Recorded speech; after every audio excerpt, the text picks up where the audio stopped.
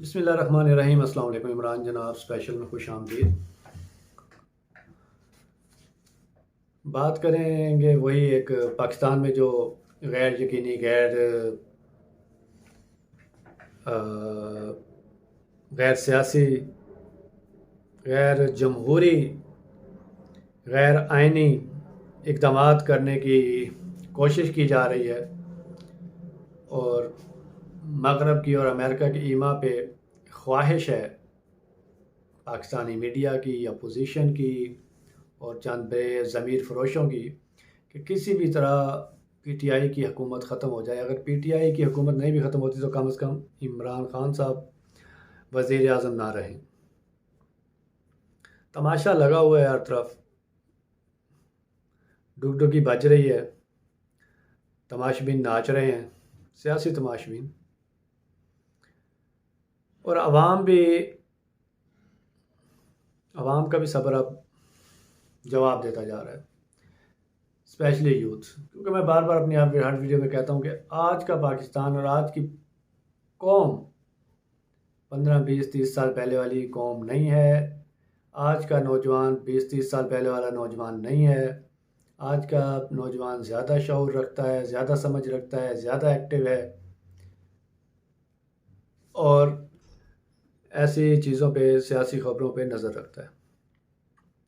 جس کی چھوٹی سی جھلک آج دیکھنے کے ملی کہ سندھ ہاؤس پہ دھاوا بولا گیا چند لوگوں کی طرف سے،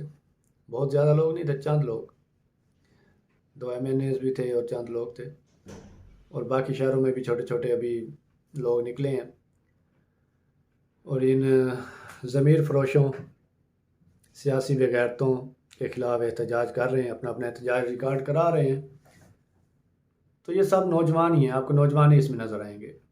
اور یہ پارٹی کی کال کے بغیر ہو رہا ہے۔ ابھی تک پارٹی نے کوئی اس طرح کی کال دی نہیں ہے، یہ پارٹی کی کال کے بغیر ہے۔ اور اندازہ کریں کہ اگر خدا نخواستہ پاکستان کے ساتھ یا عمران خان کی حکومت کے ساتھ کچھ زور زبردستی یا غیر آئینی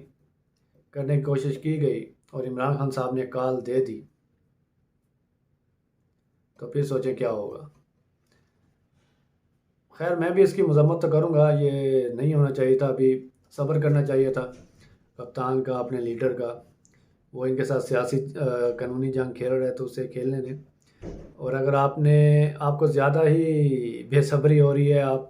نہیں صبر کر پا رہے، آپ کو زیادہ غصہ آیا ہوا ہے، تو بہتر ہے کہ جو لوگ جنہوں نے ضمیر بیچا ہے یا بیچنے کی کوشش کی ہے یا بے وفائی کی ہے یا بلیک میلنگ کرنے کی کوشش کی ہے، بغیر پیسے لیے بھی بلیک میلنگ کے لیے بھی ہوتا ہے نا، ان کے کیمپ میں جا کے بیٹھ گئے، تو ان کے حلقے کی عوام کو چاہیے کہ ان کا اپنے حلقے میں محاصرہ کریں، ان کے گھروں کے محاصرے کریں، ان کے گھروں کے جا کے گیٹ توڑیں۔ سندھ ہاؤس کا یہ تو سرکاری پراپرٹی ہے نا، ان ضمیر فروشوں کی پرسنل پراپرٹی پہ اٹیک کریں، یا کچھ بھی نہ کریں، پرامن احتجاج کریں، پرامن دھرنا دیں ان کے گھروں کے باہر، نہ کسی کو اندر آنے دیں نہ باہر جانے دیں۔ جس طرح ان کو پتہ چلے کہ انہوں نے ضمیر فروشوں نے کیسے پاکستان کی جمہوریت کو، پاکستان کے سسٹم کو، پاکستان کے قانون کو کیسے ہاسٹیج بنایا ہے۔ جب ان کی فیملی ہاسٹیج بنے گی تو ان کو پتہ چلے گا۔ فیملی کا قصور تو کوئی نہیں ہے، لیکن فیملی سمجھا تو سکتی ہے، اپنے باپ کو، اپنے بیٹے کو، اپنے شوہر کو، اپنے بھائی کو، اپنے بہن کو، فیملی ممبر سمجھا تو سکتے ہیں نا کہ بھئی یہ آپ غلط کام کر رہے ہیں، اور اگر آپ قانون اور آئین اور پاکستان کے خلاف جا کے اپنے مفاد کے لیے کرنا چاہتے ہیں تو پھر ہمارے ساتھ آپ کا کوئی رشتہ نہیں ہے۔ اتنی بات ہی کافی ہوگی اگر ان میں تھوڑی سی بھی غیرت ہوگی تو، اور آپ کو بھی تاریخ یاد رکھے گی، ایسے لوگوں کی فیملیز کو میں کہہ رہا ہوں، کیونکہ جو کچھ بھی ہو رہا ہے، ایک ہوتا ہے مورخ، اور وہ آرام سے کونے میں بیٹھ کے نا وہ تاریخ لکھ رہا ہوتا ہے، وہ خاموشی سے لکھتا رہتا ہے، وہ پھر 10 15 20 سال 30 سال 50 سال بعد جا کے نا وہ پھر دہرائی جاتی ہے، اس کو پڑھا جاتا ہے، اس کو یاد کیا جاتا ہے۔ تو آج کی عام عوام، MNAs MPAs، بیوروکریٹ، ججز، جرنیل، سیکیورٹی ادارے، جو بھی پاکستان میں بچہ بھی ہو جائے، وہ سوچ لے کہ آپ وہ جو چاہتے ہیں کہ ان کی آنے والی نسل ان کو برے الفاظ میں یاد کرے، ان کو کوسیں کہ اگر ہمارے بڑوں نے قربانی دی ہوتی، ہمارے بڑوں نے پاکستان کے لیے قربانی دی ہوتی تو آج ہمارا ایک اچھا مستقبل ہو سکتا تھا، خوشحال ہو سکتے تھے، ہمارا ملک مضبوط ہو سکتا تھا۔ اگر آپ ایسا نہیں چاہتے تو پھر آپ کو اپنی ضمیر کی آواز پہ فیصلہ کرنا پڑے گا، کیونکہ تاریخ تو لکھی جا رہی ہے۔ تاریخ جب لکھی جائے گی تو لکھا جائے گا کہ جب تک ہم امریکہ کے غلام رہے تب تک سب کچھ ٹھیک تھا، تب تک عمران خان بھی قابل قبول تھا، لیکن جب عمران خان نے ایبسلیوٹلی ناٹ کہا، نو مور کو ڈو مور کو نو مور کہا، تو پھر اور جب ہم نے امریکہ کی غلامی کو چھوڑا تو پھر عدم اعتماد آ گئی۔ نہیں تو 3 سال سے یہ نا مہنگائی، بے روزگاری، یہ رونا تو 3 سال سے ڈالا ہوا ہے۔ تحریک عدم اعتماد پہلے لے آتے، لیکن یہ کسی کو خوش کرنے کے لیے لائی گئی ہے۔ لکھا جائے گا کہ اس کے اپنے کچھ ساتھی، عمران خان صاحب کے اپنے کچھ ساتھی صرف پیسوں کے لیے چھوڑ گئے، حالانکہ اس نے پاکستان اور اسلام کا نام دنیا میں بلند کیا تھا۔ کہتے تھے نا تقریروں سے کیا ہوتا ہے، تقریروں سے قرارداد منظور کرائی ہے عمران خان نے، اور 3 سال کے عرصے میں کچھ بے شعوروں کو کہیں گے قرارداد پاس ہونے سے کیا ہوتا ہے۔ آج جب آپ اس آزاد ملک میں بیٹھے ہیں نا تو اس کی بھی سب سے پہلے قرارداد منظور ہوئی تھی، ٹھیک ہے،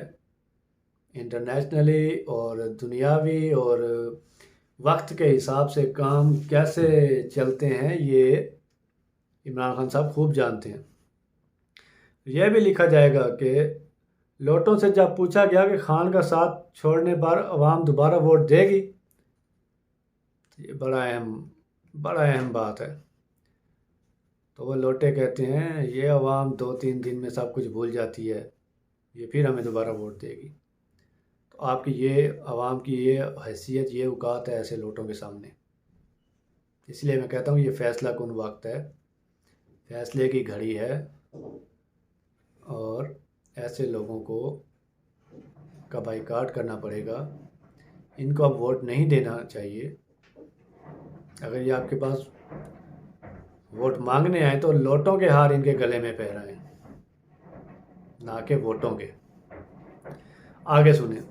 اور تاریخ میں یہ بھی لکھا جائے گا کہ پہلی بار اس وزیر اعظم پر عدم اعتماد لائی گئی جس کے اوپر